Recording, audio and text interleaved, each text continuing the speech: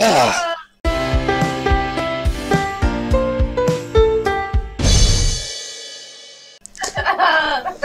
Hey everybody, and welcome to the Cross-Platform Action Squad podcast. I'm your host, Joe Swanson.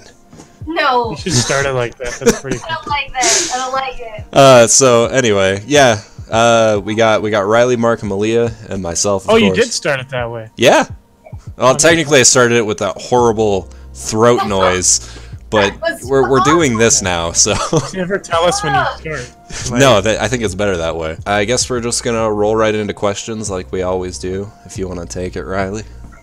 First question comes to us from Kieran Sprackett. If you have a mechanical keyboard, what is your preferred switch color? My personal pick is brown switches.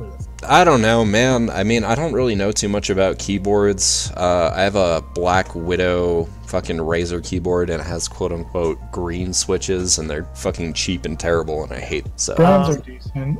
Cherry MX are cool. They're loud, though. I have a black part of a set. Like, I know that the switch color is black, because that's what it was advertised when I bought it in Japan. I mean, they're fine. I don't like super loud keyboards. They get annoying. It's just like, we might as well just be using a typewriter. Yeah, no kidding. I can understand the like, whole feedback thing, because sometimes it feels good when you type on certain keyboards. It's like, ooh, satisfying. But I don't get that from my keyboard, so... It's got good feedback, like... Yeah, you certainly are typing, okay. You know what I have, and I love it. Well, Yeah. good. Yeah. Those. These. I don't What do you- remember what type of switches they are. Yeah. What do you use, Mark? Oh, I just have a fucking Steel Series piece of shit keyboard. Basic buttons. Steel. So the point is, Kieran Sprackett, we're all scrubs when it comes to keyboards. Yeah. I mean, I already sunk like $2,000 into my fucking PC. I don't need to buy My keyboard cost me $120. Oh, I thought you were gonna say $2,000. I was like, oh god, Riley, why? Riley's shelling out money. I had to make sure I got a keyboard, one of each switch. Make sure I got the one I like. Anyways, are we done with that question? Yeah, I don't got really anything else to add to that. Next one is from Shackington. I got a real mouth wetter because I asked this to the science teacher in 7th grade and really pissed her off, so here comes some gold. Do you think a submarine could survive in space? You can tell it's a winner because I'm 20 now and it still haunts me. Well, What do you guys? So the question is, like, how... If you could regulate the oxygen on there long enough, then yeah, it could be in space, but it couldn't be in space for long. Like... So, I don't really know the science of it, but aren't submarines supposed to withstand a lot of water pressure? Isn't there, like, no pressure in space? yeah, that's the Oh, thing. yeah, that's another Yeah. thing. It would Also- definitely survive out there, then. Well, I mean, right?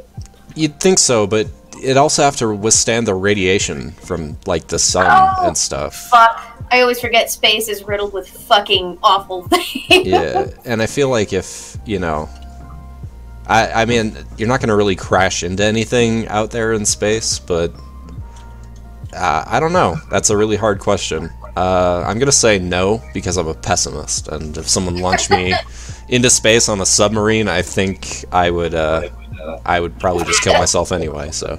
Immediately open the hatch. Just fucking Yeah. fly out. Alright, boys, let's go. Well, no. This question reminds me of this one quote from Futurama. And it's one of my favorite quotes where they're getting pulled under the sea in the ship. And Leela's saying how far they're getting pulled down, and she's just like, 5,000 feet, and Farnsworth is like, dear Lord, that's over 150 atmospheres of pressure. And Fry, he's like, how many atmospheres can the ship withstand? And then Farnsworth, he's just, well, it's a spaceship, so I'd say anywhere between 0 and 1. It's one of my favorite quotes from that show, and this question reminds me of it. Mark, you got anything to add to that?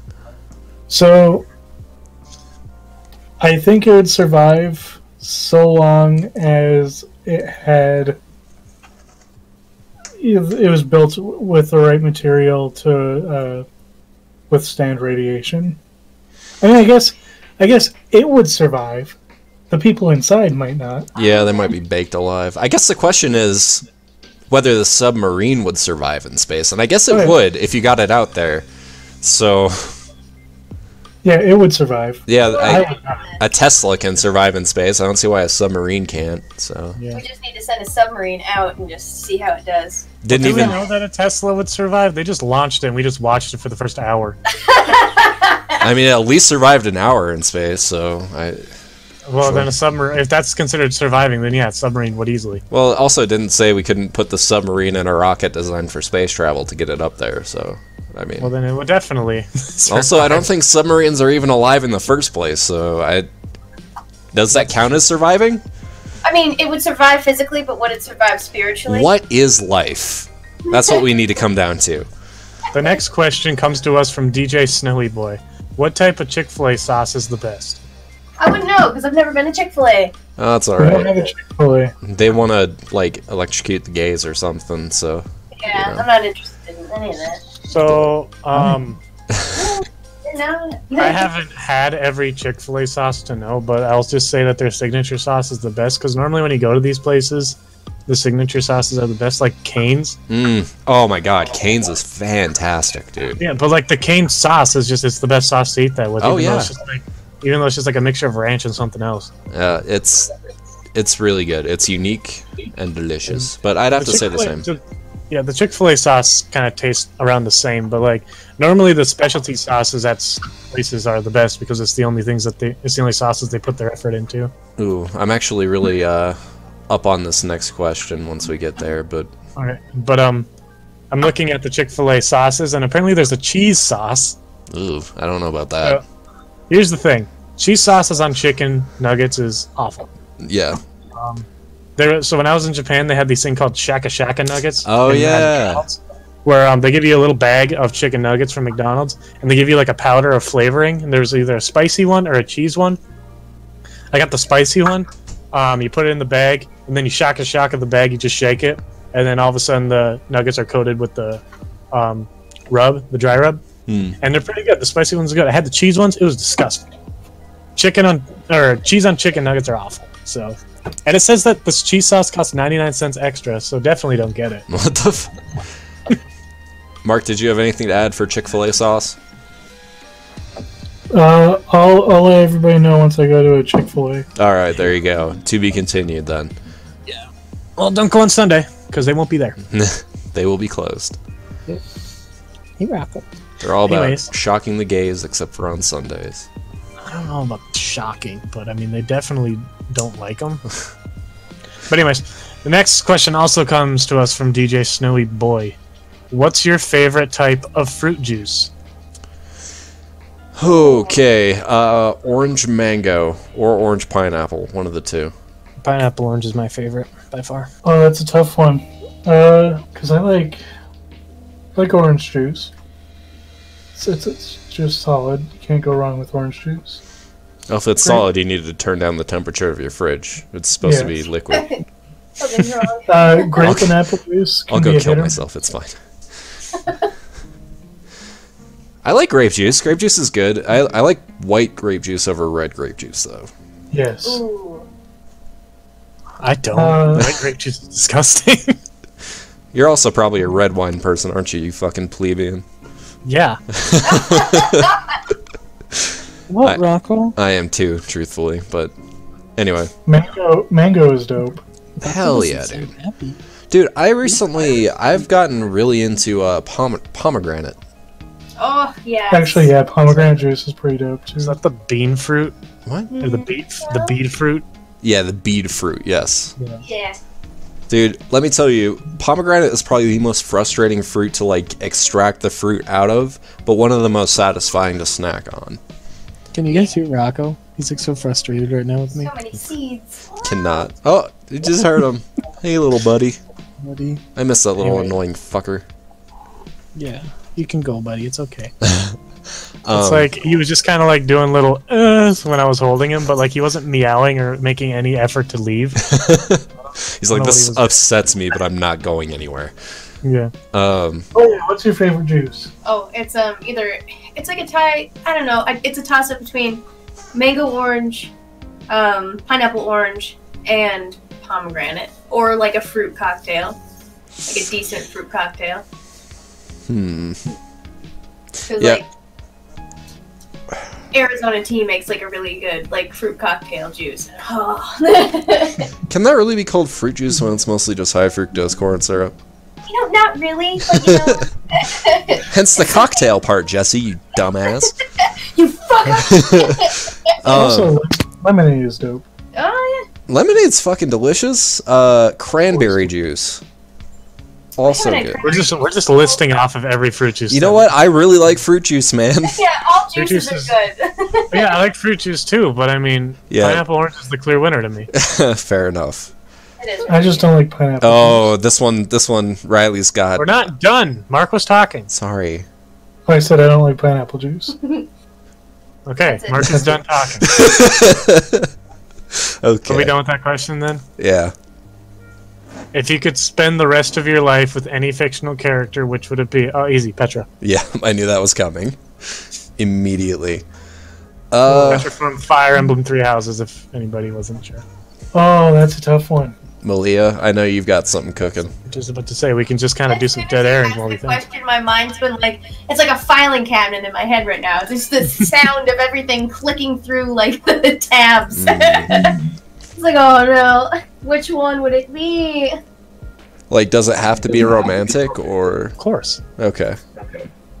Oh, if it has to be romantic, I guess JoJo's out of the question. I was just about to say. Oh dear. Dude, probably Bulma. Ooh. Oh yeah, I could see Bulma. Bulma would be good. She'd be my sugar mama. For real, though. You'd be set. Is it bad if I say that I think young Videl looks better than older Videl? No. Young Videl is... Her longer hair looks so much better, and Gohan is an actual idiot. It's true. I really like Videl as well. Android 18 is also oomph. Ugh. Yeah. Yeah, and she goes out with losers like Krillin. Exactly, I have a chance. Just kidding, Krillin's not a loser. Yamcha is, though, so maybe Bulma's okay. To be fair, your competition in that area is Vegeta, and I'm not sure, Mark, that you'd be able to hold your own. I could be an asshole with a really bad widow's peak. It's true. I mean, you say that, Jesse, but Yajirobe beat Vegeta in the first season. You know what? That's accurate. Technically, you can kill any of those fucking goons as long as you just get a sneak attack on them. That's what I'm saying. Say what you want, he beat him. That's very, very true. Although Android 21 is a thing. Ooh. Is that the boo? Yeah. The boos are always get an extra leg up on the competition. It's because they have a tail. Or So at the least- same. It's true. Anyway. Anyways, yeah, I'm not gonna change my answer. The answer is Petra. Yeah, fair enough. P, final answer. Oh yeah. It's so hard to choose. Danny Phantom. No, not Danny. Malia have a Timmy Turner! Ugh. No, that was just the first male character I ever thought of. Danny Phantom. Oh yeah, he's always in my... And Malia would spend the rest of her life with Didu. Dadu. What do you say? How do you Dude say his is name? so fucking good. I would spend the rest of my life with that man. He's huge. He knows how to cook. It's a lot of Huge. positives. I get to watch him pine for this prince that he's not completely romantic with, but he's really close to. I could just enjoy that from afar. Yeah, he just has to remind his classmates, like, it's not gay, guys. Yeah, it's not gay, and then he just looks at Dimitri and bites his knuckle. Is it a little fucked up for me to say Cynthia from Pokemon? No, she's got those big old titties. She is mama. Nobody in Pokemon has big titties except for what's her name from the Gen 5 Elite Four that has the ghost type? Oh, yeah, God. yeah. I think her name. What about the new ice trainer? Oh yeah, that's right. She's way too thick. But if you're going after a trainer from this game, it's going to be either Sonya or Nessa. Sonya's It's also fucking. Sonya. She thick. I would choose Bay. Sorry. Oh yeah, B Bay. Bay Bede? Payday. Baby! But not that one. No. He's a... She's like fit too. It kind of disturbed me like how much she talked about her bare feet though. Who? Oh no. Bae? B? Oh no. She did at least once, and that was too much for me. Who are you guys talking? The fighting gym trainer. Oh, okay, that's a sword exclusive. Okay. Peg from Goof Troop. Ooh, bitch. Peg Pete from Goof King Troop. He's got anger issues, and that's my thing. So Cool, man. so DJ Snowy Boy also asks, what do you think of my new and probably not improved profile picture? I don't have an opinion because these questions are fucking stupid. It's a JoJo character. Moving on. Fine. It's I fine. Is that a JoJo character? That's not. Yeah.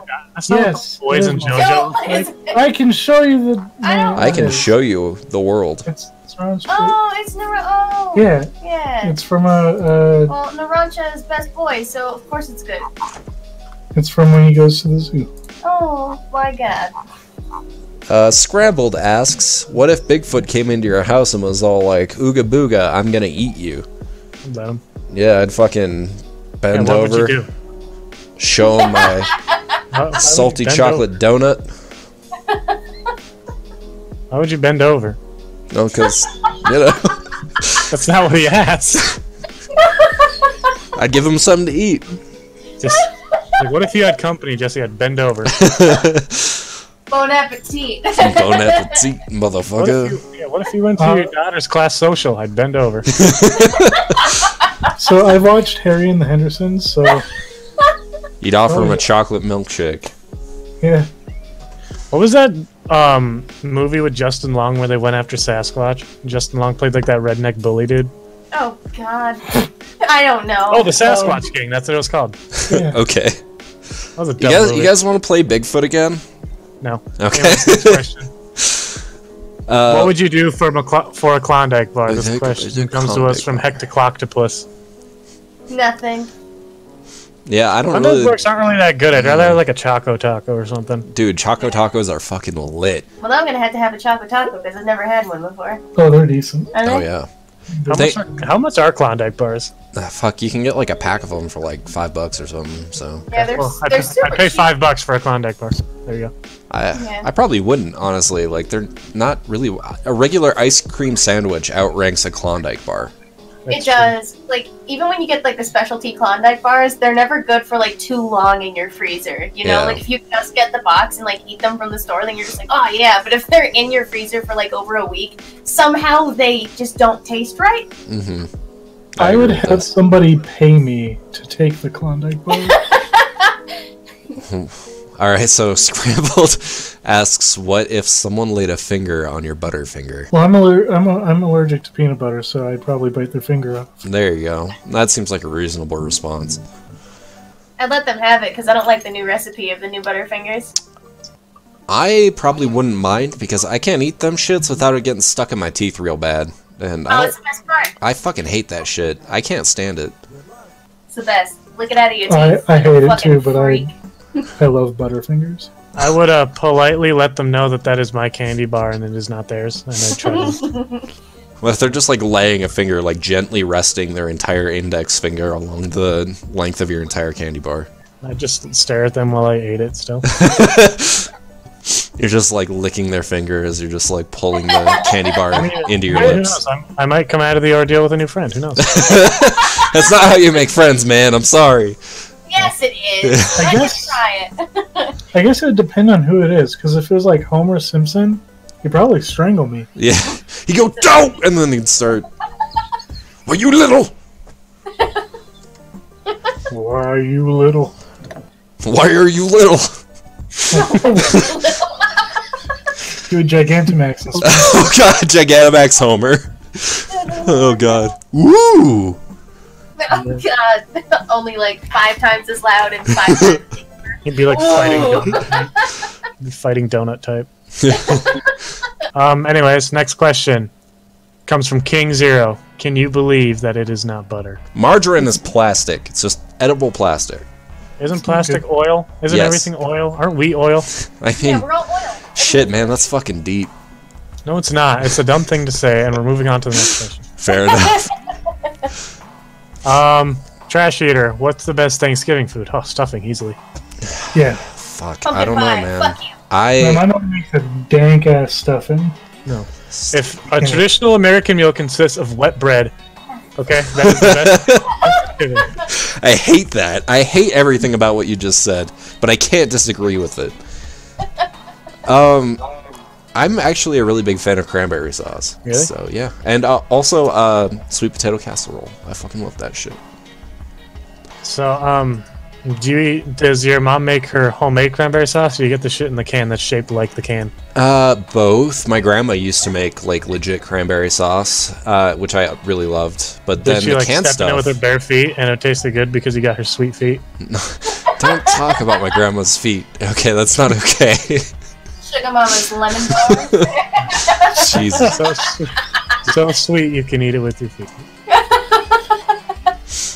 I don't even know what that means. Is it a family of butterflies? Is that what we're doing now? No, put it between your feet and fucking bring it up to your face. I can't. I'm not that flexible anymore, Malia. Why aren't? God damn Malia, it. I My remember stripping days are behind me.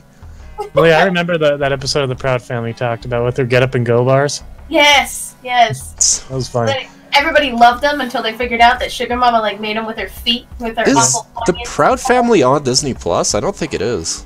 I would God assume damn it. is Dave the Barbarian on Disney Plus? It is not. We're asking the real question. What? It's not worth Why it. is Disney Yeah, Plus? then why would I get it? Because it's got fucking Darkwing Duck, Goof Troop, it's got DuckTales, the old and the new. It's got a lot of Dave the shit, man. Barbarian is the best show that Disney's ever You had. already have every episode on your Plex, what does it matter? Yeah, exactly. So why would I get Disney Plus? It's the principle of the thing. You But know? to bring it back around, turkey, if it's cooked right, is fucking dope. Fucking Here's yes. the thing. So here's the thing: turkey tastes way better with gravy because turkey's like a dry meat. Sure, Oh. It doesn't have to be a dry doesn't. meat. that is Mark- also Um, correct. Yeah. Mark one year took up the skin on a turkey and he put butter all underneath the skin and it melted down and just made So everything wow. really moist. Self-basting. And delicious. But could you believe that it's not butter? we just stuck like a whole case in there. No, I would use regular. Oh fuck! Speaking of the can you believe it's not butter thing? Do you guys remember that fucking disgusting fad that was going around for a while called shit buttering? Oh my god, what is Yeah. that? No. So basically, what would happen is people would like cut those the butter in half. They would take a big old scoop out of it, put shit in it, and then put the butter back on top, so that when you're scraping the butter off, like eventually you would just get to the shit. And What? yeah, it was Yeah. like a prank, but it was the most disgusting thing. That is fucking awful. What the fuck is Oh my that? god. It's bad. Oh my god, I Bringing hate it back to like 2012 right there. World's ending for a reason, Do you boys. guys- Do you guys remember the green squeezy peanut butter you could get? It was like they had like green and blue. Yeah, so they had the peanut butter, and then they had the green and purple ketchup. Yeah. Oh Yeah. yeah. Oh, that's what it was. It was ketchup, not peanut butter. Yeah. That'd be gross. Oh, and you know what there was though? There was that fucking that peanut butter and jelly spread that you could get. That was really Yeah. popular around the same time. That's pretty lazy if you ask me. Yeah, I mean it was all right. It wasn't great. I feel lazy when I just get a squeeze bottle of jelly, of just jelly. My dudes, there's this new invention. I don't know if you've heard of it, but there are these grapes that are flavored like Welch's like jam, pretty much. So they're grapes that taste like grape jelly. Are we talking about Thanksgiving food? I don't fucking care. We're talking. That's what's important. Put that into the turkey. It's great. No. turkey, Yeah. No, it's awful. My point is they're doing some crazy shit with fucking grapes nowadays. Did you say grape turkey, Malia? No, what? What? We have to get materials for that thing and do it all in like. Oh, god damn it, that's right. Yeah, you heard it here, everybody.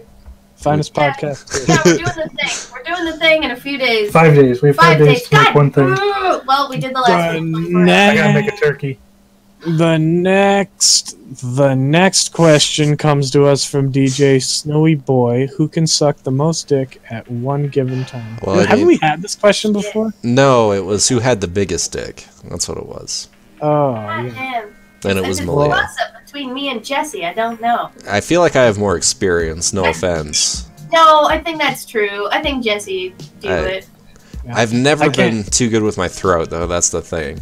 I can't throw my hat in the ring here. I don't really have much experience in this field. Well, don't talk yourself down. I mean, you know, how fast can you inhale a corn dog? Well, Oh boy. I like to chew food. Maybe I'm not good at sucking dick because I like to chew. Well, it depends on the person, but you're probably correct. Yeah. You know, there was a time I was in high school where I had this gay friend, and there was a point where he was like, hey, watch this, and he had like a blow pop. And he fucking tilted his head back and put fucking deep throat this blow pop, and I saw his Adam's apple bob as he did it, and I was like, God damn, why aren't I a man? Why aren't I a man? It was amazing. You know who can actually suck the most dick is Shaggy Rogers. Have you ever seen that dude put a fucking hero sandwich in his face? Holy shit. But that's the thing, though. It's to eat. I don't think that he likes to He suck. definitely doesn't chew it, though. That's the thing. He just kind of like stuffs the whole thing in there. Well, would it even be enjoyable for the user then? For like the I think receiving it would. party? Like, imagine it. He's not really eating it, so he can suck it down, deep throat it, and then you have to come back up for air at some point. So this guy He'd can be throw it down. fighting to swallow it. Yeah. He just swallow you whole. Like, Yeah, like there'd be some resistance there as you start to pull back. Like you're just like, oh whoa, Shaggy, like like zoinks. Can you fucking imagine? We have to get out of here. The only way I'm going to let you go. Suck my dick, Shaggy. I'll give you a Scooby snack. Oh god. You think you can solve this mystery without sucking my dick? Think again. Like Scoob, I'm gonna vor the villain. I got a plan. Put Shaggy in a trap. Shaggy is a trap. Alright, so Do you think Shaggy would use teeth when he sucks? I feel like he'd have to fight not to. Yeah, that's the thing. He's so used to eating food. That's when it comes into play. He'd give a little nibble at the base. Oh, he would. Oof, dirty boy. Alright, next question. Every time we get dead air. Next question comes from Kaz. Share more food picture with us, especially Mark's cooking. This is a request more than a question. Do we have pictures? I guess I'll send a picture of my cooking. We'll try to find sometime. pictures. We'll take more pictures. Yeah, we'll do it. We'll put it in the art thread since we don't have a cooking one. And don't make a cooking one, Mark. Every time we make a new channel, we just never use it. That's true. I know. I need to make more. We need to get rid of like the Gmod and Monster Hunter one. Well, I will, but there's already a there's a rule that you can't post in the Gmod one. Why don't you just make a video game one? Video games. I'll start deleting right now. You guys gotta organize. Yeah, just delete the Discord. That's too much organization. Next comes from DJ Snowy Boy. Who's the best Minecraft player? Is that a real question? Is Minecraft even a game that requires skill? No, not really. I mean, Like, is he talking about speedrunning it? Because it wouldn't be me. I don't even know how to beat Minecraft. Is he talking about like maybe just who can build like the better stuff in there? Because I can't really do like the whole like redstone and lever I know thing. Mark understands that way more than me. I have no idea how to do that kind of stuff. the last time I played Minecraft was when Tekkit was getting really big. And then I stopped. Last time I played Minecraft a lot was, when Pixelmon was big. Mm-hmm. I think Mark's probably the best at Minecraft. He made Bill Cosby. It makes me upset. He's like, I didn't know I had this skill, but I guess I do. Yeah. Is that all we have to say about that? That's all I have to say about it. I mean, I don't really play Minecraft. Alright, cool. Kaz. This question comes from Kaz. Who DMs the most, and what module are you playing/plan on playing net? Net. Playing net. Alright, so it's gonna be a basketball themed one. Yeah. Nothing but net, my dude. So, who DMs the most, and what module are you planning on playing next? So, fun fact, for this podcast, I kind of wanted to start DMing a module that's already done, like a pre-made module, but nobody ever wants to get together and make fucking characters because I wanted to stream us making characters, or not stream, but do a podcast. Yeah, record us making characters as a podcast episode. I thought that'd be really fun.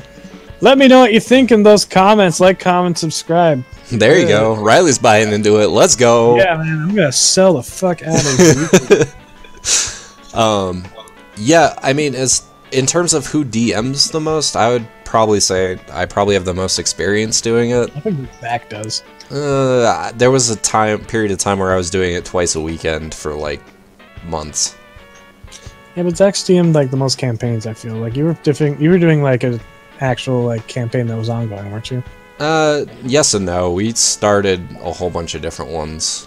Like we did Curse of Strahd, we did Mines of Fendelver, we did a bunch of shit. Gotcha. In our immediate friend group, it would be Zach. DMs for our immediate friend group, yes. Absolutely. Yeah. But in terms of what we're planning on playing, do you want to reveal that, Riley, or? Oh yeah, we want to do Ghost of Saltmarsh. Yeah. So I've never touched that campaign. I have no idea what to expect from it. So I've been reading it and it looks really fun. I like nautical themed stuff, like with pirates and shit. Okay, it's good to know that's nautical, I guess. What the fuck do you think it is? Ghosts of Saltmarsh? I mean, man, I don't know. Could just be ghosts. Ghosts are a thing in D&D. I was just thinking about a like foggy marsh with ghosts in it. Spooky marsh. That being said, Riley, is there any anything in terms of like the world that we should know before we go into making characters? Like, is it like a low magic setting? I sure would let you know if we make characters. Okay, we can do that then. From Trash Eater, what is your favorite hidden gem / diamond in the rough when it comes to media? Movies or video games, maybe even a book. Or maybe one of each, if you have that many. Mark's gonna say Hausu, I know he is. It's so good. Okay, Hausu?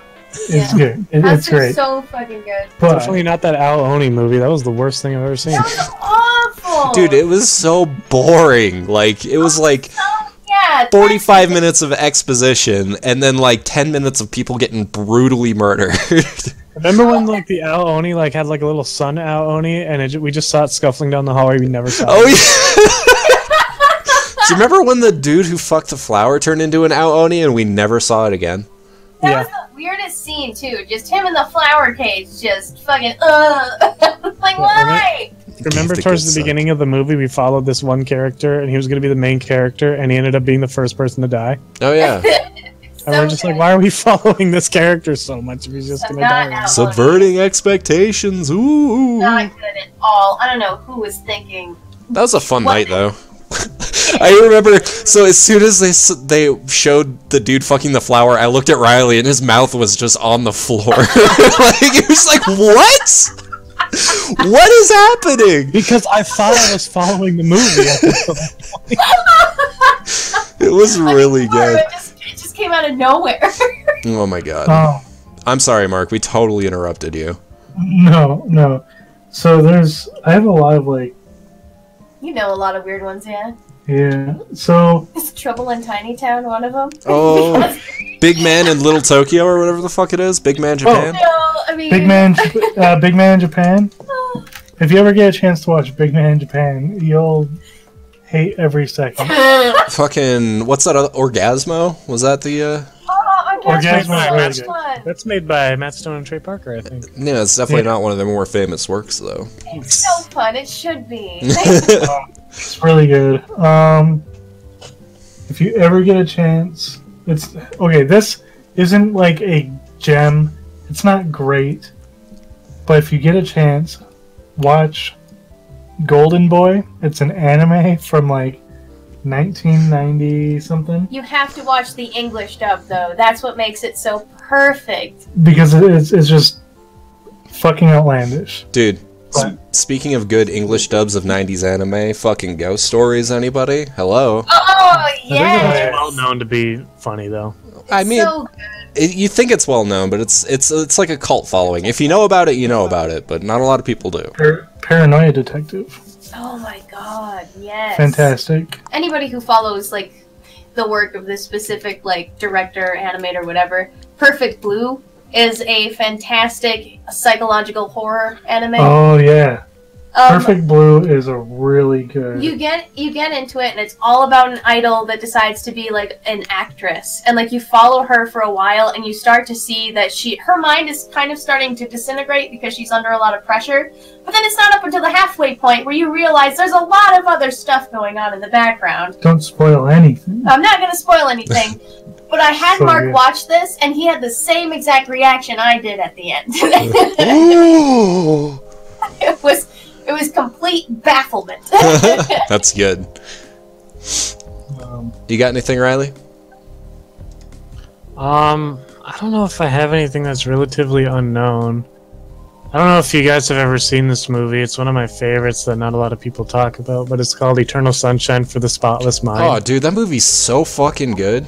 Yeah, Dude, it's a Jim Carrey movie, but it's a serious role, and it's very interesting, and it's very heartfelt, I can say. Mhm. But that's one of my favorite movies. I feel like not a lot of people talk about it because it's kind of older now. Mhm. So Yeah, it's from 2004. some of our younger viewers might not know it, but it is absolutely a fucking masterpiece. It is Yeah, really good.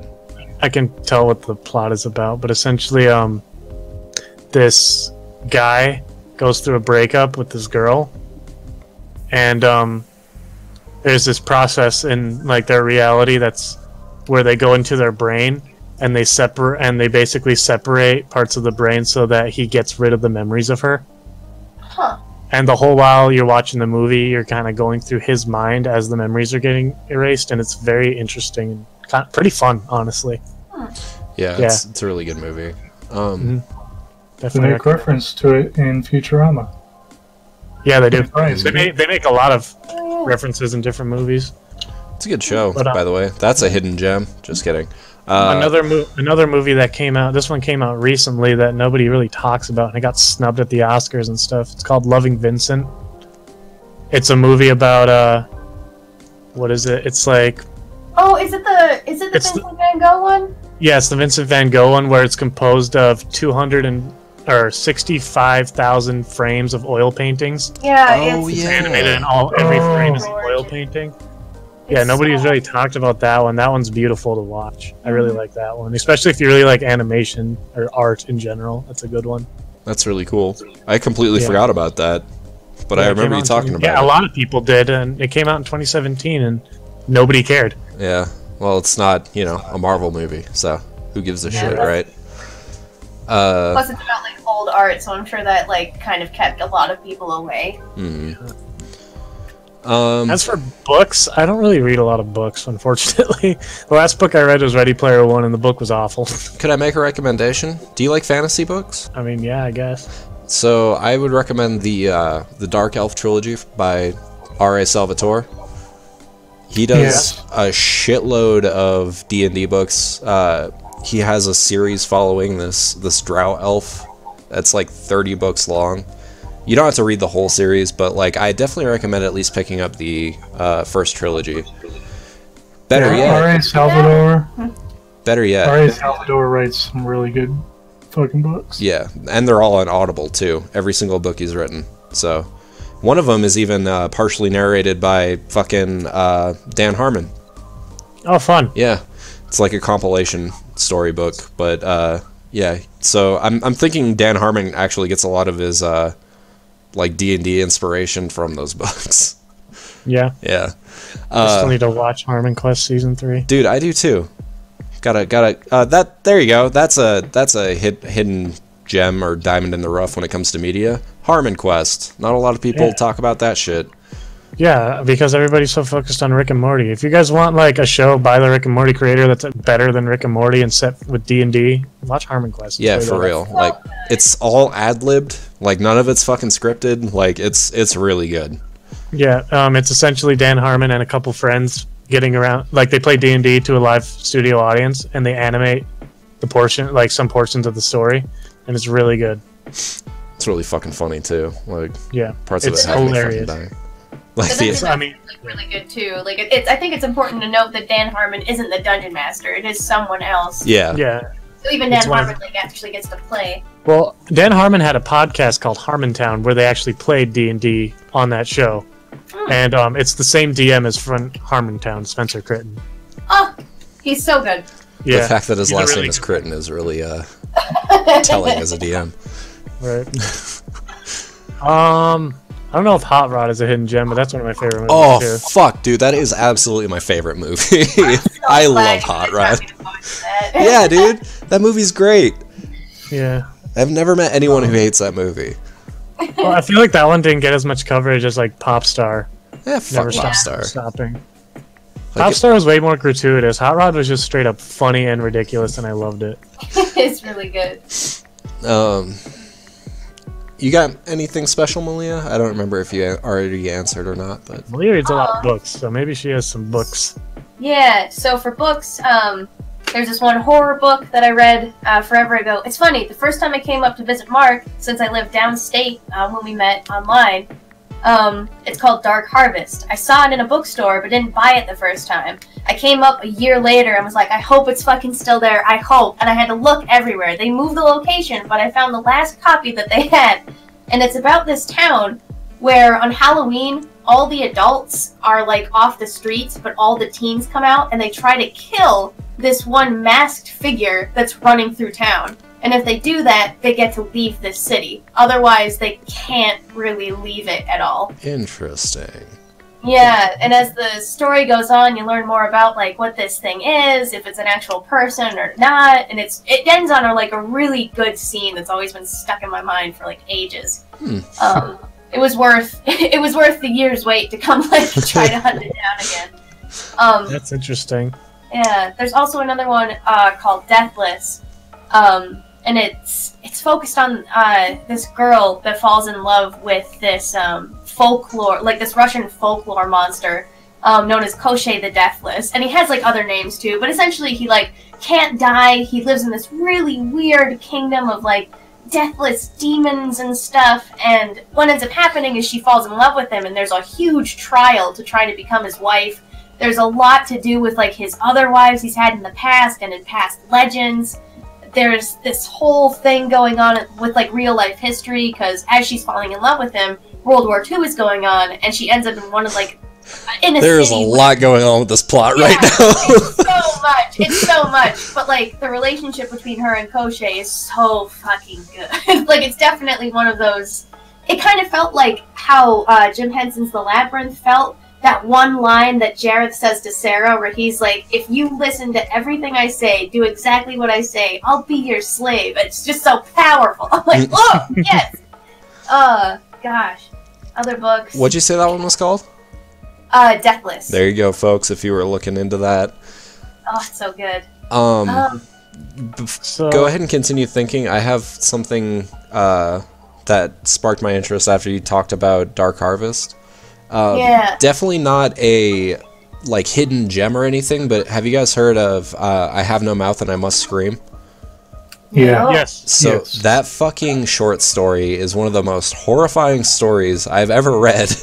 There was a video game. Yes, made that's out what of I was about to talk about. That's the lesser known portion of it, is the point-and-click adventure game based on that. Just expands on all those horrifying fucking... I remember that. Dude, it's actually really good. It's probably one of my favorite adventure games, up there with Monkey Island. Really good. Kind of looks a lot like Monkey Island art-wise, too. Yeah. It's definitely a lot darker in tone, for sure, but... Yeah. What is it? I got another one. This isn't... I don't know if this is hidden. It's a Disney movie, but nobody ever talks about it. Atlantis: The Lost Empire. Oh, yes. That's This is pretty one of my good. favorite. This is one of my favorite movies growing up. I'm not gonna lie. It's got Mark's dad in it. Yeah, he's the best character. The demolitions guy. Yeah. Yeah, because I was playing. You guys remember the Scenic games? Mm-hmm. Scenic. So I was playing Disney Scenic, the old one, with my niece and nephew and my sister and her husband. And one was they have these puzzles where it's they're all jigsaw puzzle pieces, and they're kind of moving around, and you have to guess the character as the puzzle forms. And it was Kita, the girl from it, and they didn't know who the hell that was, and I was the only one. You gotta watch this fucking movie then, because you guys don't know shit. So, Gotta get up and up on your fucking Disney trivia, bitches. yeah, I know, right? Also, on an unrelated note, did you guys know that Hugo Weaving was in Babe?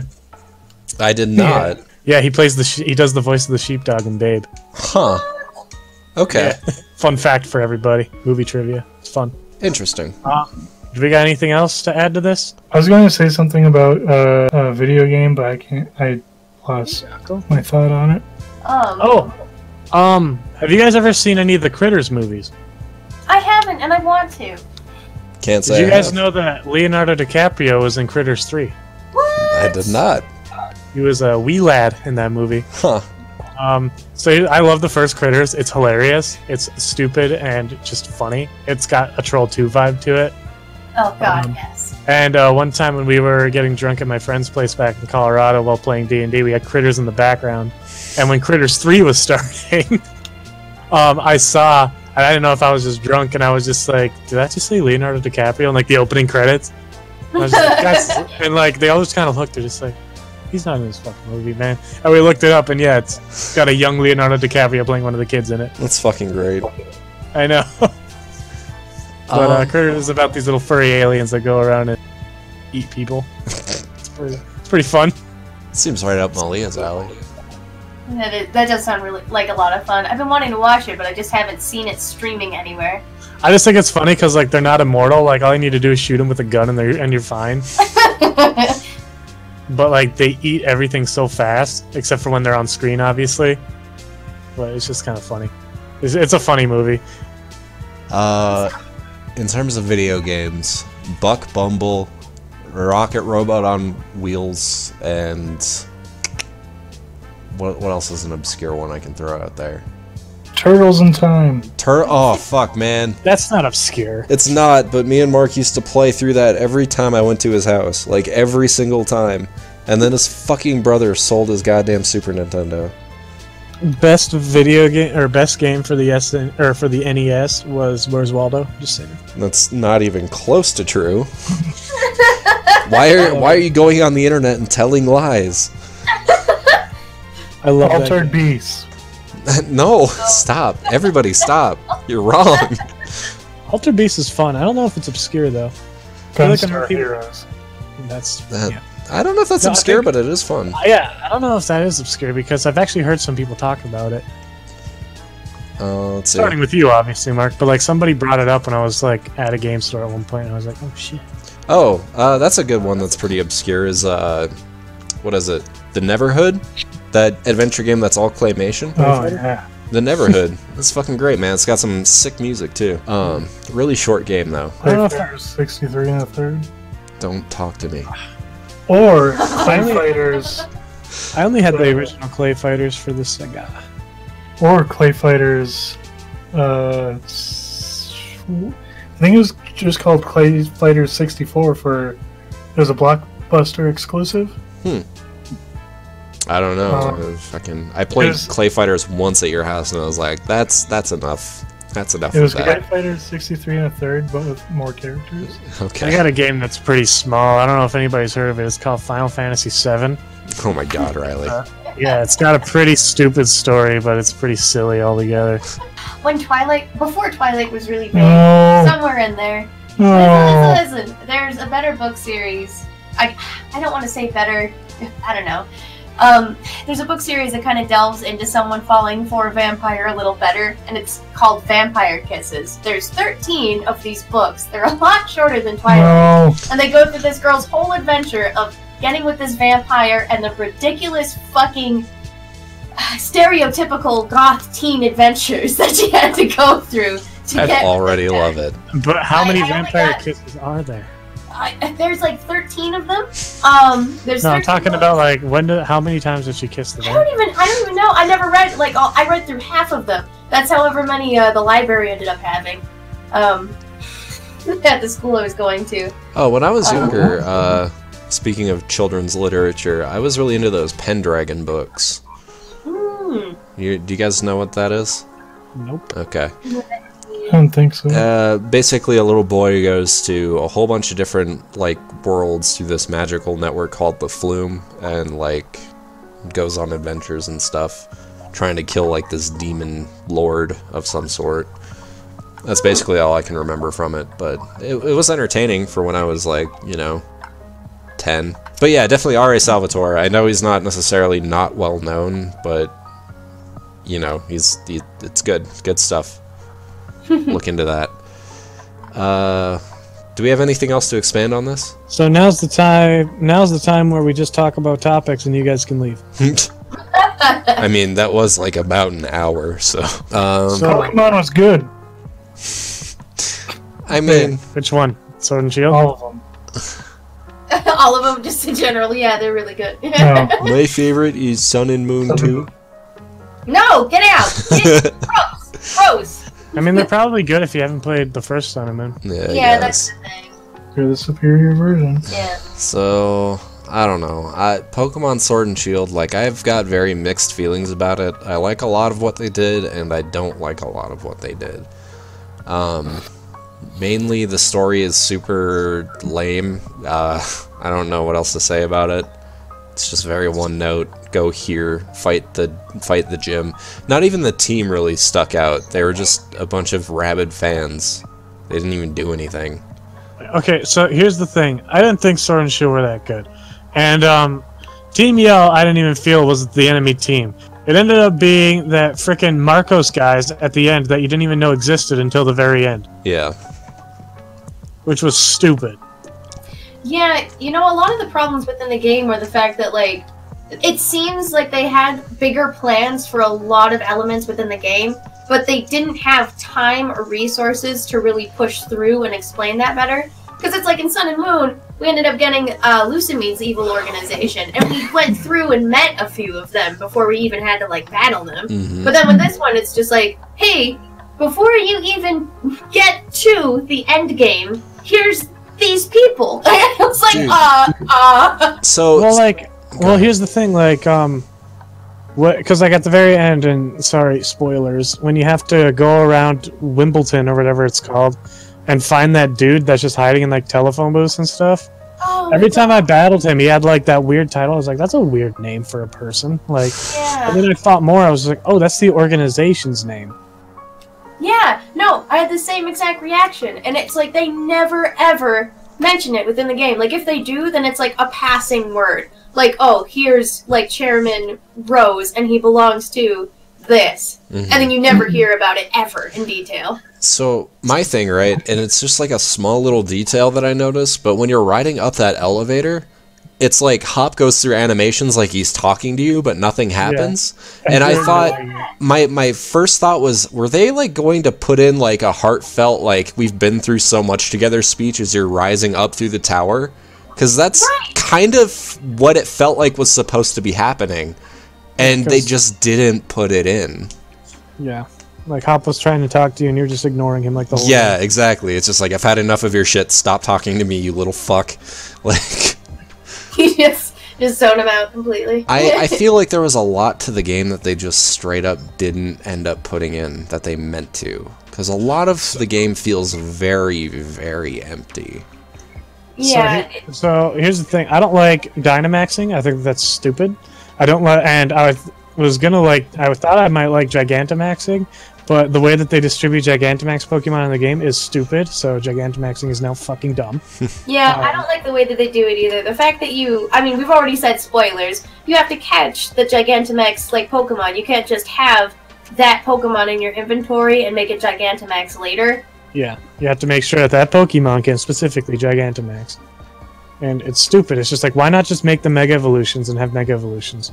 Yeah, like, Pokemon, they couldn't put all the Pokemon within this game, which was already, like, a big issue for a lot of people, but when you get the game, you're like, okay, I can look past that. But then, like, one of the biggest selling points of Pokemon was that you could take your Pokemon on adventures with you and kind of make, like, this bond with them. And, like, it sounds silly to most people, but to anybody playing Pokemon for a while, it's just like, it's kind of a thing everybody likes to do. Mm-hmm. And the fact that you have to think about giving up this, like, one Pokemon for a completely identical one, but he can get bigger, it's just stupid. I agree. Right, with that. because, and, so here's I like the design of most of the new Pokemon. I really like Centiskorch and Sizzlipede. And the first time you see Sizzlipede is very early on. A little boy has it right before the first gym. You see a little boy trainer that has one. And when I first saw it, I was just like, oh shit, I want one of those on my team. So I look on my Pokedex. I was like, where is it? She's like, it's on this route that you're on. I was like, oh, cool. So after an hour searching for this thing, because the way that they distribute wild Pokemon is fucking stupid too. It's just like, oh, the one that you want is like a 1% chance in the shaking grass. She's like, oh, great. So an hour after searching, I finally find a Sizzlepede. I'm just like, awesome. I go on, and then I learned to find out that you can just catch one in the fucking third gym anyways. And then also I found out in the third gym that his evolution, Centiskorch, can Gigantamax. I was like, oh, cool. I should teach mine to Gigantamax. Later to find out, no, the one that you caught can't Gigantamax. You need to go catch one that can Gigantamax in a raid battle. It's like, what the fuck is the point of looking for this Pokemon for an hour? There's no like. Why'd you make him so rare? Like, it's really bad because a lot of people have been having the same experience with like those 1 and 2% chance of finding Pokemon. It takes them an hour to 2 hours to find them. Yeah. And then to find the one that's actually worth a damn, you have to fucking go find him in a raid battle, which is even rarer for you to find one. Yeah, so, let alone catch one. Yeah. So yeah, that being said, an echo from you now, Jesse. Really? Yeah. Huh. Oh, that time. Oh. Oh, it's like, coming through Mark's speaker. Oh. Mark. Yeah. No talks. I'm sorry. I'll talk quieter. You're fine. So yeah, basically, I like a lot of what they did with like being able to like change your Pokemon's like natures and like fucking with IVs and stuff. Where do you find mints? I haven't found mints in the game. Yeah, me either. I Battle Tower. Okay. So there you go, Battle Tower. And I really like how you get experience candies for participating in raid battles. That makes leveling up your Pokemon way faster. Yeah, but it also makes the game wicked easy, like too easy. Correct. So that's another thing, right? I didn't participate in any raid battles until I was done with the game. That being said, the difficulty curve was decent because I didn't do that, but most people are going to participate in the raid battles and just be extremely overleveled for all the story content. Yeah, that's almost all I did. I almost went into the first gym battle with like a level 40 Pokemon. Exactly. Well, especially if you have a lot of friends too. Yeah. Or you're playing with friends. You don't even need to have friends because you can just join people's raids. It's true. Well, that too, but like, you'd probably be more. Depends on the type of person you are. True. Let's talk about how bad the online linking is. Yeah. So. Yep, that is so stupid. You can't automatically join with your friends. In a few things, you have to either you have to put in a code or just hope for the best. It's a really, really bad system. It's not like the other Pokemon games that we've had on like the 3DS or even Pokemon Let's Go, if my memory serves correctly. Yeah, so it's like there's not really a whole lot of options like in terms of like what you can do. And not only that, the servers themselves are just so poor. Like we were trying to do some raid battles the other night and we just kept getting disconnected because there were more than like 50 people playing at the same time. Yeah. It was rough. You also can't see your friends' camps or you see your friends in the overworld. Which is like, you think that friends would take precedence over people. That would take a lot of code, man. You don't understand. So it's only the most highly grossing media franchise on the fucking planet, but now they can't afford that shit. So I don't want Game Freak to do the next Pokemon game. I want them to bring back Genius Sonority and make the next gen of Pokemon with them because they know how to make a good Pokemon game. Exactly. And like, did you hear about how bad the fucking Little Town Hero game fucking performed? It did very badly. Like nobody even fucking talked about it. It just faded into obscurity. Nobody knew what Game Freak was trying to do with it. That's the thing. They didn't really advertise it too much. They didn't market it at all. And the fucking art direction sucked too. Well, that's because here's the thing. Like Little Town Heroes, it was advertised. Like their selling point was it's a Game Freak game. Oh yeah, that's it. That was their selling line. Yeah, it was shown at E3 2018, 2017. Yeah. I don't remember. I'll believe whatever you say. We only know you for Pokemon. Why would we buy anything else from you? You've never shown us. Well, the thing is that they advertised it, and it looked interesting when they had shown it. because it was like, okay, here's this game by Game Freak. There's the selling point. But also, it's an RPG where instead of adventuring out to protect whatever, you're just protecting this town. Which, to some people would be like, oh, that's fucking stupid. But it was like, oh, you flipped the script. Neato. Yeah. I mean, sure. And then the battle system is awful. I mean, and the art direction just looks fucking god awful. I don't know what the fuck they were going for. Yeah. Like, I didn't like it anyway. That's a matter of opinion, but like, man, nothing about that game fucking appealed to me. I'm just lucky that Luigi's Mansion came out recently because Luigi's Mansion was a way better game. Oh, for sure, Yeah. dude. Dude, I love that game. That was a great game. Yeah, I love Luigi's Mansion. It's not my favorite of 2019 so far, but I mean, we've still got one more month of 2019. Let's see what happens. It's been a really good year for games, I gotta say. Like, overall, I've really enjoyed a lot of the things that came out. I just hope that Game Freak decides to add the National Dex and DLC or something. Free LC. I better not have to pay to use the Pokemon that I've already caught. Oh, waiting for Riley. them- You sweet summer I keep waiting child. for them to release something like that. Like, even if they were just like, hey, we're doing all the Pokemon regions, but we're making them DLC. You're not going to pay full price for, like, whatever, but by the end of it, They're not gonna add. They're not gonna add the regions. Let's be real. I'm so upset about it. We have the technology now. It's there. It absolutely is.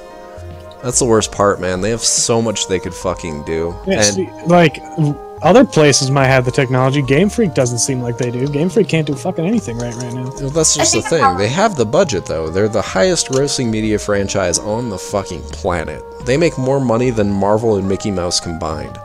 Like, Yeah.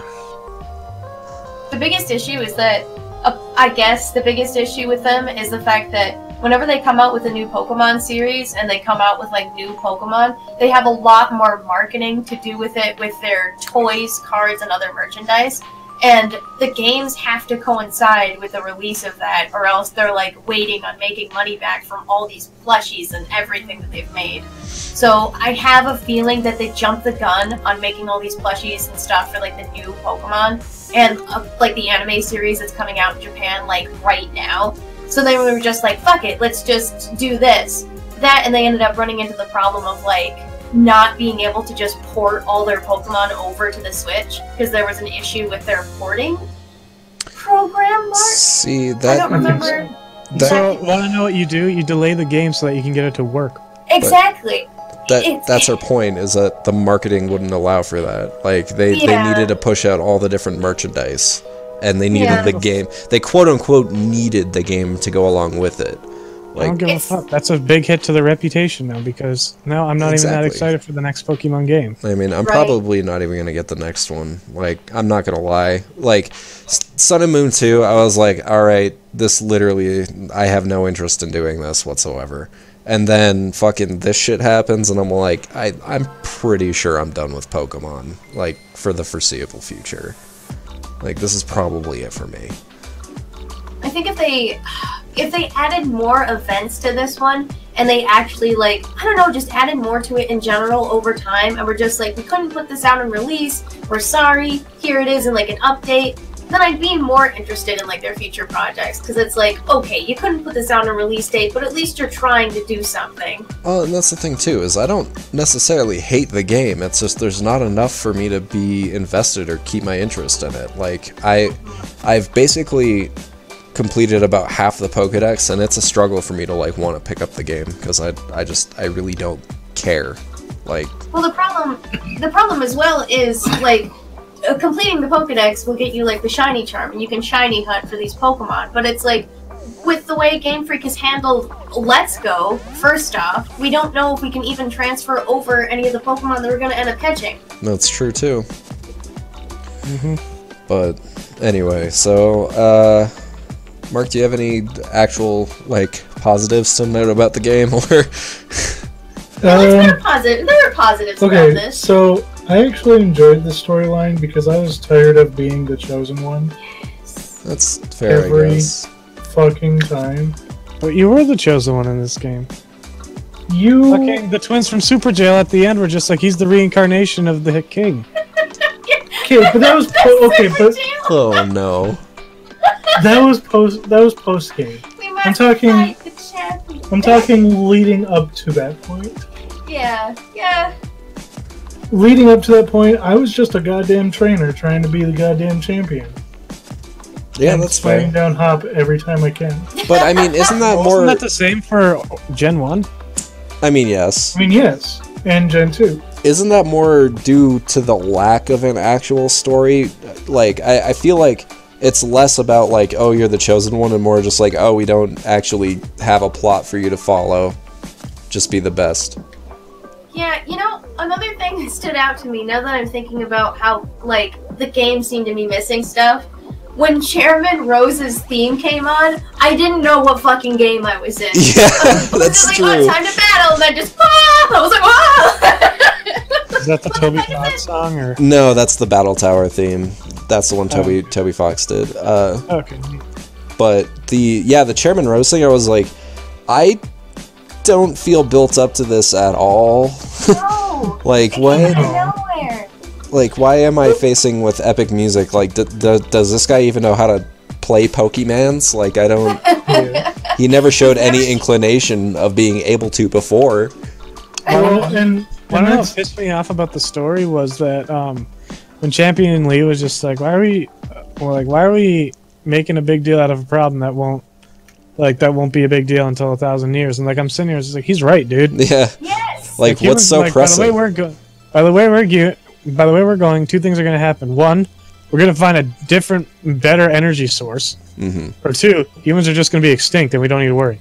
But you compare it, right, to, like, X and Y, where the main villain was actually just trying to blow up the fucking planet. Like, Yeah, and like, Yeah. you got to Actually, meet yeah, X and Y, he was trying to commit mass genocide. yeah, That was neat. like, it was like, oh shit, I have to stop this guy. I'm invested. Ah! But then in this one, it's just like, Chairman Rose, what the fuck? Nobody asked you to do this. You don't... We could do this, like, next week, and it would be fine. We could deal with this then. What are you doing? Like... The thing is, with this game as well, with all the other Pokemon games, we actually, like, met the villain. And we got to, like, know everyone that they were involved in. But with Chairman Rose, it's just like, hey, champion. And Olivia would always show up like, we gotta go. We gotta get out of here. We don't have time for this. They didn't code it. But we gotta go. They didn't code it. There's not enough data in the game. We have to go. Also, we never found out why Bede was endorsed by Chairman Rose. Yeah, what the f... Well, no, that was so he he could was an gather the orphan. shiny little Oh, wishing wait, yeah. He stones. was just an orphan. Oh. yeah, so he was an orphan. He was found by Chairman Rose. Chairman Rose raised him to be this cookie cutter, go do my thing, Oh. without knowing that it's a bad thing. The way that they worded it within the script, though, I'm not even sure whether it was Chairman Rose sending him off to find wishing stars or his assistant. Yeah, she seemed. I feel like there was supposed to be more there too, or maybe I Yeah. just didn't give enough of a fuck to actually follow the plot thread. But Also, when you go down and see Chairman Rose after he awoken the Eternatus dragon or whatever, it's just like he's sitting there, and I get down and he's just like, I awakened Eternatus. It's just like, why the fuck was this egg sitting down here? This is an energy plant. Yeah, what the I was like, what the fuck is an Eternus? What? Yeah, also, yeah, they didn't tell us what Eternus was until it was awakened. He's just like, you better go fuck. I awakened Eternus. What the fuck is that? Like, what? Rocco's like trying to bite the fuck out of my hand right It Tell him was the really fuck weird out. too, because like you get down there, he puts up like a tiny bit of a fight. He's just like, "Well, I guess I had to fight you now." It's like, "Why do you have to fight me?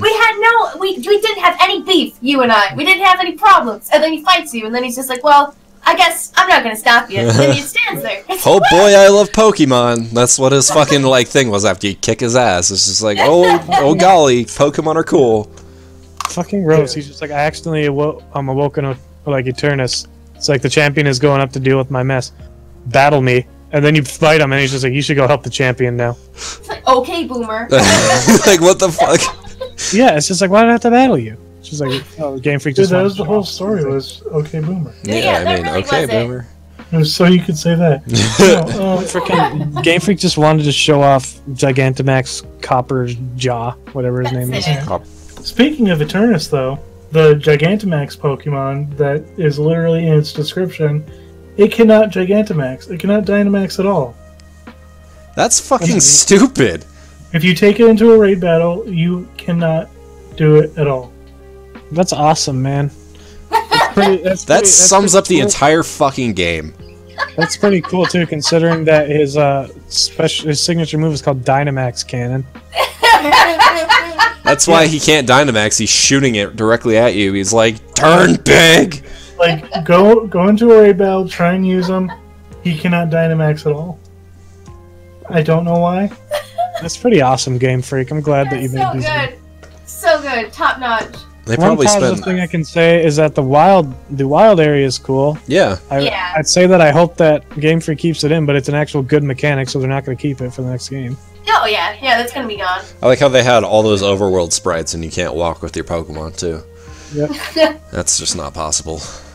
Oh. Instead of riding your bike, you could have like ridden on a Rapidash or something. That would have been neat. But no. I don't know. I enjoyed the game for its quality of life changes. Its And quality of life changes were top notch, but I mean, the rest of the game was just so Yeah, you also have empty. Yeah, like quality of life is good, but you also have to work on like the life. I feel like when you're playing through a Pokemon game, even if it has its issues, you're not going to notice them. Like, I could probably go back into X and Y and Sun and Moon and pick out like a bunch of like graphic issues, Pokemon issues, other things like that. There's probably something in every game. Absolutely. But with this one, it's like you do notice the issues, and it sets you back every time you come across them. And like the way that they built up the story, I mean, we all zoomed through it within like a couple days. Like, I was working 12s and I managed to fucking finish it in a weekend. Like, yeah, like when I was a kid, I went through Ruby in a matter of just about the same time, maybe like a week or so. But I felt so much more invested because there was so much more going on. It's But like you're also a child. it's true, but I don't know, something about this. It makes me seem like if I ended up playing this game as a kid, being the kind of kid I was, who was already invested in stories and video games and anything like that, I would still look at this game and say the same thing. Like, it's a fun Pokemon game, but it's missing something. well, I don't care how short or long it is. I still haven't beat Sun and Moon. well, yeah, that's true. Right. Didn't even get through the fucking thing. 3 hours and plus of cutscenes. So here's the thing. So 4.5. 4.5. Soul Silver came out in 2009. I was in high school when it came out. But the whole time I played that game, and when I finished that game, the only thing I could think of was that was a good fucking game. Yeah, man. Yes. Heart Gold, Soul Yeah. Silver. Heart Gold and Soul Fantastic. Silver were fucking fantastic Pokemon games, and they were remakes no less. And like, so I know Game Freak can make a good game, and I can appreciate a good Pokemon game when I see one. This is not a good Pokemon game. Okay, so Yeah. look, right? Like, they had Platinum. That was a fantastic fucking game. They had Yep. Heart Gold, Soul Silver. Fantastic fucking games. I would even argue Black and White 2. Pretty fucking good Black games. and White 2 were great. Yeah. Black and White 2 Yeah. was fantastic. It's like when they made the jump to 3D, something just fucking happened, and they don't give a shit anymore. I loved Alpha Sapphire. Alpha Sapphire was good. Caught my shiny Melodic on that game, so that was a lot of fun. But Yeah, and I liked the addition of Mega Evolutions. I thought that it was fun, especially the fact that you can only do it once a battle. It makes you have to think about what you want to do it. So because you can only do it once per battle, you don't want to give every one of your Pokemon a Mega Stone, because if they're not going to Mega Evolve, you'd rather have them have a different item, you know? Yeah. So you think about when you're going into battle, you're just like, who do I want to have that boost? And that's what I liked about Mega Evolutions. Also, I like the fact that my favorite Pokemon, Venusaur, got thick fat when he Mega. That was the best. And like, I didn't even mind X and Y. The problem with X and Y is that because of how much they released before the game came out, you already knew everything that was going on. It's a surprise. And that was my biggest problem with X and Y. Sun and Moon came out, and I didn't mind Sun and Moon, but the Z moves were stupid. well, I think the Z moves were stupid. so I like some of the designs from the Pokemon from Sun and Moon. I like the Alolan Grimer, the Alolan Marowak, but like the only Alolan Forms was really good. yeah, Yeah. That was a cool idea, and they expanded upon it in the Galar, and I like the Galarian forms of Pokemon too. yeah, exactly. Yeah. But I love Corsola's Galarian form. That's an yes. awesome one. R.I.P. Coral Reef. Yeah. Forever in our thoughts. But that being said, like, even in this new Pokemon game, I actually like a lot of the new designs for Pokemon. It's just the game itself, it's just lame. I don't know. Like, I enjoyed it while I was playing it, but like I said before, I have a lot of trouble picking it up and like just playing it to play it right now. Yeah. So, we should probably wrap up on talking about Pokemon because we've been talking about it for like the past 30 minutes. Yeah, because there's other stuff we need to talk about. So, anyways, yeah, you guys got our say. We don't need to do an overall rating because it's not our game. We don't have to rate it. Anyways, 4 out of 10. I'll give it a 6. Gameplay, I'll give it a solid 8.5. Story-wise, 6. Yeah. Overall, I'm still with a 7 because like it was overall generally a okay Pokemon game, but those story issues just set it back, and like the weird placement of some of the music really threw me off. Like I couldn't go into Bob's Your Uncle at all. I had to turn my sound off. It's awful. I didn't know what Bob's Your Uncle was until I realized it was that restaurant. I was just like, what a weird place. What a weird name for a place. Then you go in there and it's just a cacophony of sound. It's like, Yeah. Anyways, so next topic, let's talk about The Mandalorian. Sure. So, like with every Disney Star Wars thing, and it's, I mean, obviously we're going to talk about spoilers in The Mandalorian, so Look fuck out. off. So in every single Disney Star Wars, you always I was wondering this the first, like when I was watching the first episode, like, all right, where's going to be the thing that Disney is going to sell millions of toys for? And at the very end, we're introduced to Baby Yoda, and I was just like, there it is. That's the That's one. Disney. Yep, that's the one. That's Disney's toy. Like, Disney's character that they specifically made to sell toys for. And it's fucking working too because it's all over the goddamn internet. Yep. No, everybody can't stop talking about Baby Yoda. And how he lifted up a rhino. But anyway, generally speaking, I think it's pretty good so far. It really kind of digs into the lore of like the Mandalorians themselves, and yeah, I mean it's got a little bit of that Star Wars like cheeky dialogue in there. It's got alien design that isn't just horse, so that's good. The second episode, I mean, I've only seen the first and second episodes. I haven't seen the third one yet, but I didn't like the first one as much as I liked the third one. The droid character in the first episode, Rocco. I haven't seen what is it? So the droid at the first episode was my favorite character in the show so far, so I was really upset at the end of the first episode, and hoping that they bring him back. I'm sorry if I'm spoiling this for Mark and Malia. I don't know if you guys really wanted to watch it or not. I mean, we're gonna watch it, but we don't worry about spoilers too much. Yeah. But yeah. So Baby Yoda, you're watching through the show, and based on how Baby Yoda's reacting to stuff, you're just like, he's definitely force sensitive.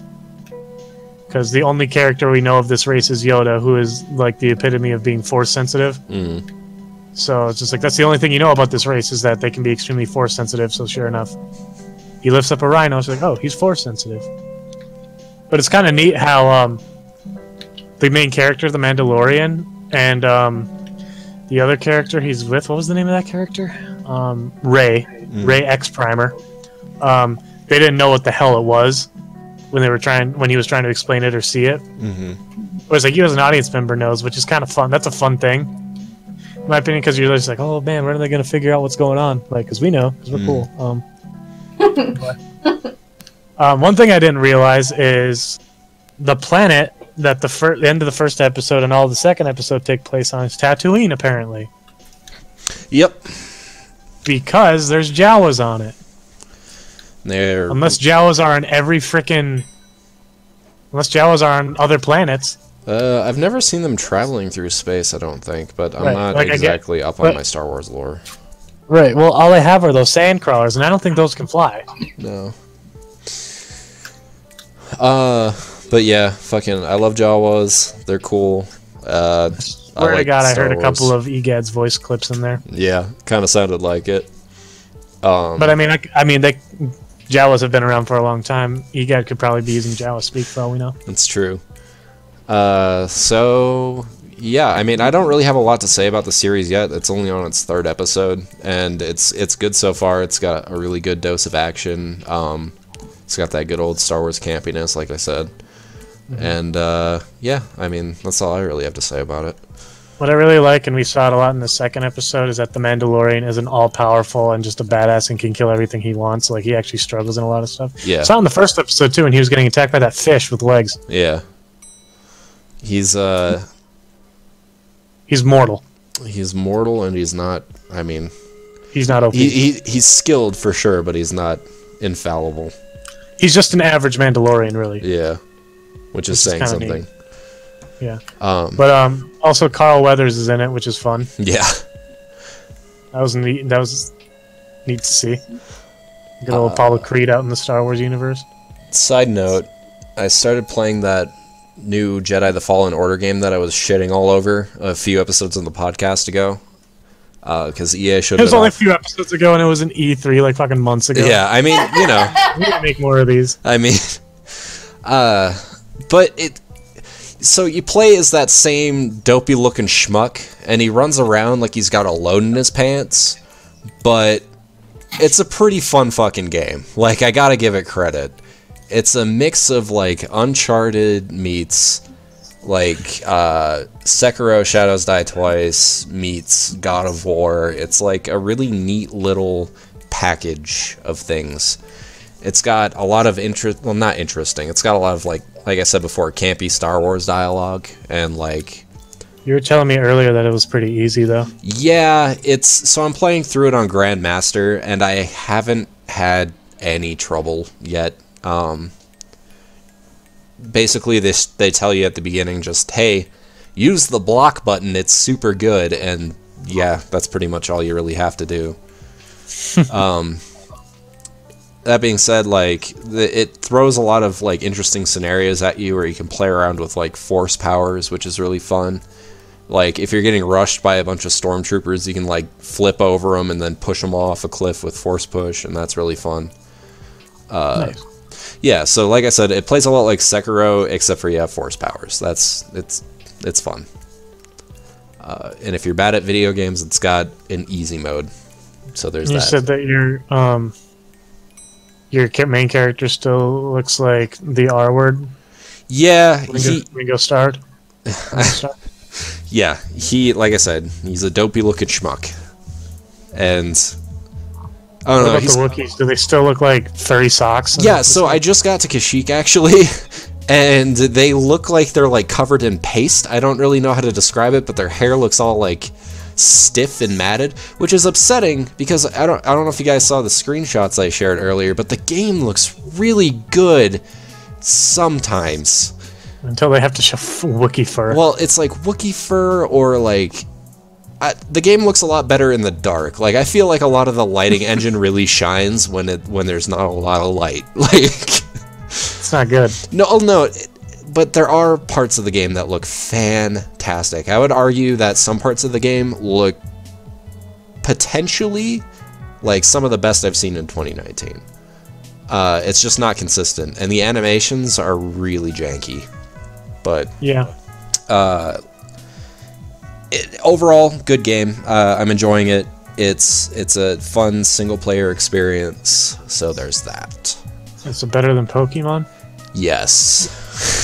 Because I'm still wanting to pick it up and play it as we speak. I want to talk about good games that I've been playing recently. That Senran Kagura Peach Beach Splash. Let me tell you. We're gonna cut that out. Nobody's gonna get that game and play it with me. No, sorry, man. I already play enough games with my dick out. Like, yeah, next time it goes on sale, I'll get it. But I don't want to pay full price for a game like that. What do you mean, Malia? What do you mean a game like that? You know exactly what I mean. Malia. You guys see that Cuphead has remote play now? Yeah. There's actually a sale going on with a bunch of remote play games. Yep. I picked up a couple, actually. I'm going to take a look at what I recently bought. So, Mark, if you ever want to actually try Cuphead, I'll play it with you. Actually, they got 3-player mode with the girl character now, don't they? No, I think it's still just co-op, like 2-player co-op.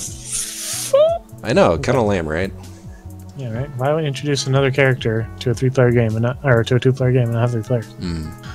It's stupid. Oh yeah, I picked up Death Road to Canada for like $6, so that's fun. Ooh, I was actually curious about that. Yeah, it looks like a fun little arcadey game, but Yeah. Mark, Peach Beach Splash is only $30, it's 30 more than I'm gonna play to bust a nut. but Really? you could also get the Sexy Soaker limited edition for $40. Okay, now you got my attention.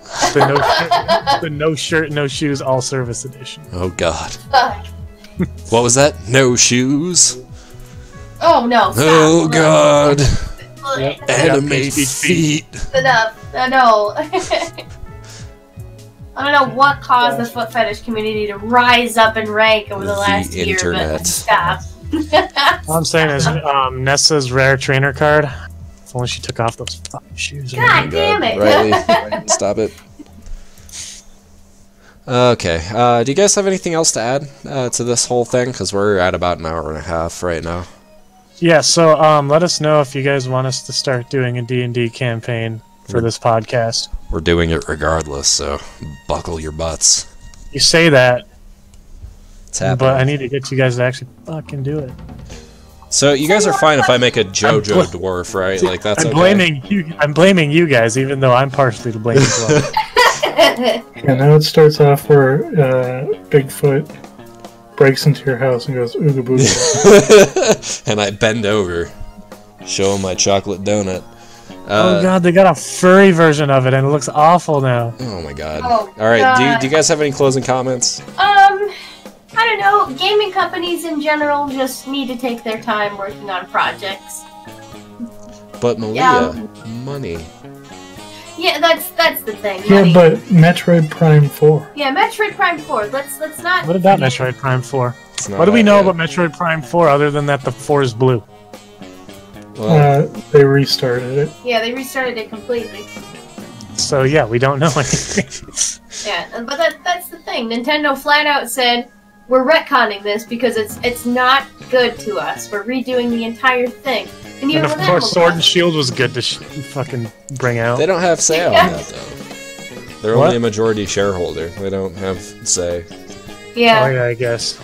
Yeah, I think Game Freak needs to take a page out of their book and just realize, I think like, Game Freak needs to shut the fuck down. I Fuck think they Game just, Freak. Game Freak can direct the games, but like have Genius Sonority develop them. Yeah. yeah, they need help. They need help with what they're doing. Is I'm Genius Sonority convinced. still a thing? Are they still making games? I have no idea. I'm convinced that Pokemon at this point is just a money laundering scheme, like the games. They're like, yeah, we put in this much money. Don't look into Genius it. Sonority. It's still going. It's the last game that they developed. This is interesting and important to the podcast. I'm gonna keep talking until I'm done. Also, the last Pokemon game they did was Pokemon Shuffle in 2015. Oh, That's sad. Well, They're good developers. Pokemon should just let them do the games next. well, write a letter. Strongly worded letter. They don't read that shit. You're right, they can't read. if you make it long enough, if you make it the size of a novel, they won't be able to not pay attention.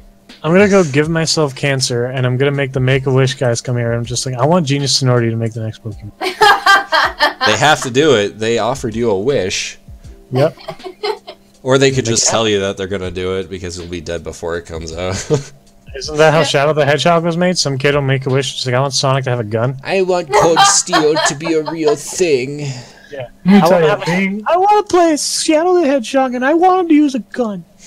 being a Make-A-Wish receiver, it doesn't work like that. It's all bullshit. They try. Man, you got a fucking half pipe. Where, Yeah, man. Is that what you asked for? yeah. So, Mark's saying it doesn't work, and he's sitting here with a half pipe in his fucking back. I will tell you the whole story next time. Okay. All right, guys. Thank you for listening. Make sure to like, comment, and subscribe. And Shut up.